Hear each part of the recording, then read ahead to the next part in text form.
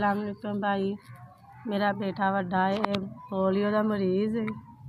चार मेरे बच्चे आ। वड्डा बेटा मेरा है मजदूरी भी जिन्नी कमियां करदा, भी नहीं निज़ाम चलदा। घर ते छत्त भी पैन वाली, तो मजबूरियां च मेरे हालात ले। रज के खाना ना पीना, ना अच्छे कपड़े पहनने, ना कुछ करना।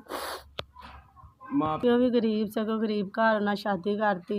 बच्चा पोलियो का मरीज़, हत्थ इन्हां दे उंज मुरे आ भाई। बड़ी औखी हो के जगह बनाई आ, अगों छत्त पैन दे वसैल नहीं हैगे भी। बड़ी रात औखी कड्ढी दी। छोटे छोटे बच्चे आ, इन्नी ते साडे गरीबां वास्ते छत्त नहीं है। कभी किसी घर, कभी किसी घर असीं गुजारा करने आ। तरस तरस के मैं अपनी ज़िंदगी गुजारी सिर्फ अपने बच्चियां की खातर।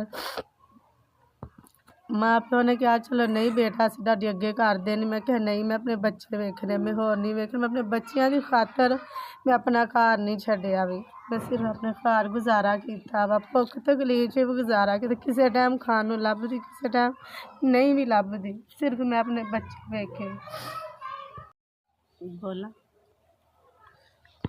अल्लाह ताला तुहाडी कमाई च बरकत पावे। अल्लाह ताला तुहानूं इन्ना कुछ देवे, तुहानूं किसी चीज़ की कमी ना आवे।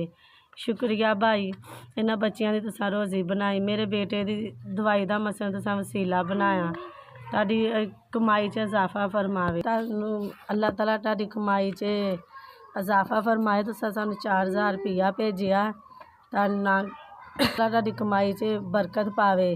तुसी गरीबां लोकां वास्ते हत्थ धरदे जे। अल्लाह मियां तुहानूं होर देवे, ज़्यादा देवे, करे। अल्लाह ताला फजल करे, रहमतां करे, करम करे।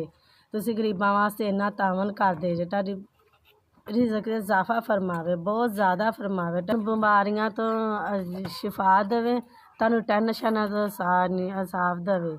अल्लाह ताला तुहानूं किसी गल दी कमी ना रहन देवे। तुहाडे खजाने इंज भरे रहन, तुसी अपने हत्थ गरीबां लोकां वास्ते देंदे ही रवो। अल्लाह ताला तुहाडे अगे दी भी बख्शिश करे, रहाई करे।